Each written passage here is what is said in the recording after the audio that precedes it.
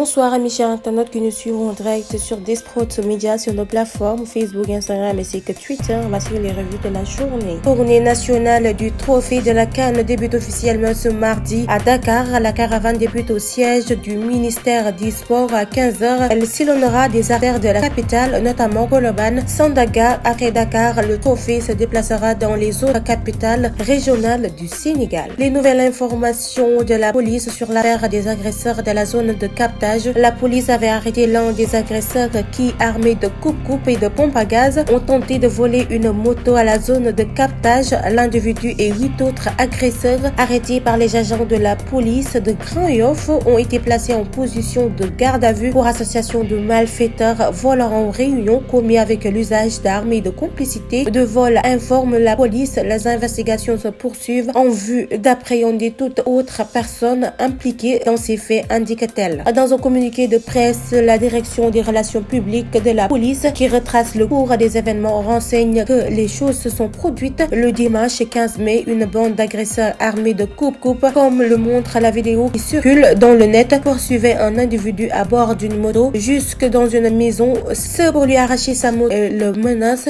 avec le coupe-coupe. La présidente de l'Office national de lutte contre la corruption, Seynabou Ndiaye Diakhaté, s'est exprimée dans la publication des rapports de l'OFNAC, une déclaration faite en marge de la signature d'un protocole d'accord entre son institution et la BOAD. C'est des rapports qui retracent l'ensemble des activités menées durant toute l'année par l'OFNAC. C'est différents des rapports d'enquête qui ont transmis au procureur de la République. Ce que vous voyez, c'est un système en matière de prévention, de lutte, de la coopération et renforcement des capacités. Dans ces rapports, encore une fois, ce qu'il faut préciser, nous parlons toujours de présomption. C'est ce qu'on recherche, de présomption à mettre à la disposition. Un chauffeur fond sur des vendeuses de mangue à Kédougou. L'accident s'est déroulé hier soir sur la route nationale numéro 7.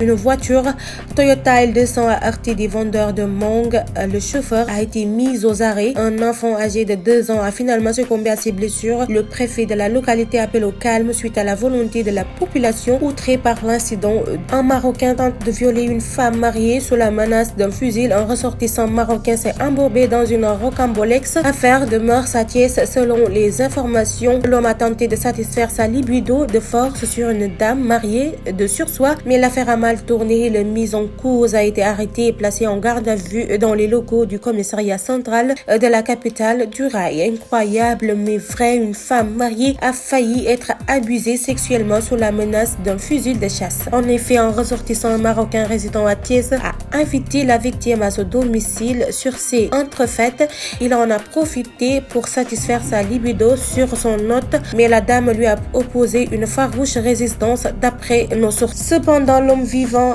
toute seule dans sa concession a brandi son fusil de chasse. À Pékin, un policier agresse un commerçant avec une brique, vole son téléphone et ses 4500 commerçants nommés Ba s'est fait agresser par un auxiliaire de police identifié. Ce dernier fait partie de la 13e compagnie positionnée au niveau de l'arène nationale de Pékin selon les échos de ce mardi. Le journal renseigne que les faits se sont déroulés la nuit du 12 mai alors que le commerçant était chez lui en train de faire le bilan de sa journée de travail. Il reçoit la visite inopinée de l'auxiliaire de police qui lui arrache son téléphone portable et ses 4500 francs qu'il détenait avant de lui asséner de coups violents de briques. Les échos rapportent que la victime s'est retrouvée avec une dent cassée et de graves blessures au dos, au coude droit, à l'épaule gauche et aux lèvres. Il a porté plainte au niveau du commissariat de Pékin en présentant un certificat médical attesté une incapacité temporaire de travail de 12 jours. La mise en cause a été arrêtée à la mise à la disposition d'un agent de compagnie. Les échos informent que les téléphones et l'argent